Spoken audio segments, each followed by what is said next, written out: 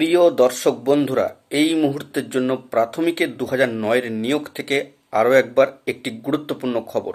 যদিও এ বিষয়ে গতকালকে একটি প্রপার ডিটেলস ভিডিও দিয়ে বিস্তারিত জানিয়েছিলাম যে 119টি নন জয়নিং পদের ক্ষেত্রে মামলায় কিন্তু এক দফা হিয়ারিং হয়ে গিয়েছে, অর্থাৎ 20/3/2025 তারিখে দাঁড়িয়ে 19 নম্বর court honourable justice Biswajit Basu মহাশয়ের এজলাস।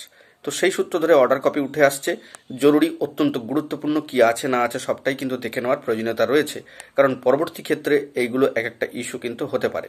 তো অবশ্যই যারা কনসার্ন রয়েছেন ভিডিওটিকে শেষ পর্যন্ত দেখবেন, কোনোভাবে কিন্তু স্কিপ করা যাবে না। চ্যানেলটিকে অতি অবশ্যই সাবস্ক্রাইব করে নিয়ে সঙ্গে থাকবেন। তো চলুন কথাবার্তা না বাড়িয়ে আমরা মূল টপিকে ফোকাস করি। বন্ধুরা, 119টি নন জয়নিং শূন্যপদের ক্ষেত্রে মামলায় অবশ্যই মালদা জেলা, মালদা ডিপিএসসি বিষয়টিকে মাথায় রাখবার জন্য চেষ্টা করবেন। অবশ্যই এ বিষয়ে উঠে আসলো 20/3/2025 তারিখে দাঁড়িয়ে মামলা খুব বলা যেতে পারে খুব রিসেন্টলি দাখিল হয়েছে এবং গতকালকেই কিন্তু এক দফা হিয়ারিং সূত্র এবং সেই সূত্র ধরেই কিন্তু মামলার অর্ডার কপিও জেনারেট হলো 20/3/2025-এ দাঁড়িয়ে। তো কি আছে না আছে সেই দিকে আমরা একটুখানি লক্ষ্য করলেই অন স্ক্রিনে গিয়ে বিষয়টি স্পষ্ট হবে।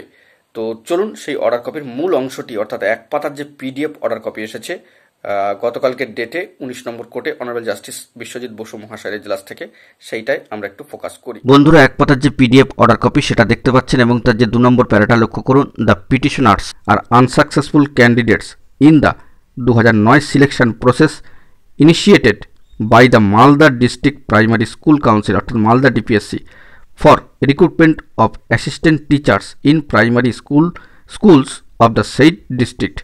The petitioners are alleging that there are still vacancies in the post of assistant teachers, as some of the successful candidates in the said selection process did not join, and are praying that the said vacancies may be filled up from them according to the merit.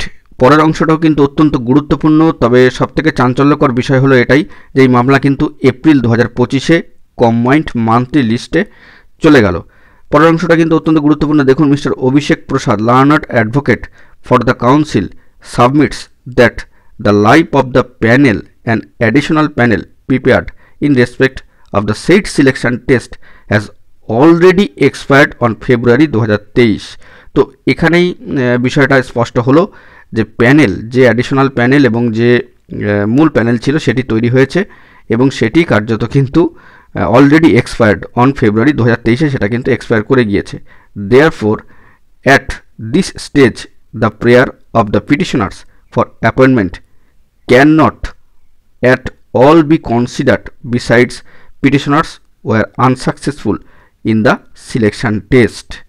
The council is directed to file a report on the prayer of the petitioners on the next date of hearing, এবং মামলা কার্যত চলে গেল April 2025-এ combined monthly লিস্টে। তো এখানে বিষয়টা স্পষ্ট হলো। পরবর্তী ক্ষেত্রে এই জল কতদূর গড়াবে সেটা এখন দেখার বিষয়। আপাতত যে এক পাতার পিডিএফ অর্ডার কপি উঠে আসলো সেখানে কিন্তু অনেকটা বিষয় স্পষ্ট হয়েছে। তো এখন এটুকুই, সকলে ভালো থাকবেন। চ্যানেলটিকে অতি অবশ্যই সাবস্ক্রাইব করে রাখবেন জরুরি আপডেটগুলি পাওয়ার জন্য। ধন্যবাদ।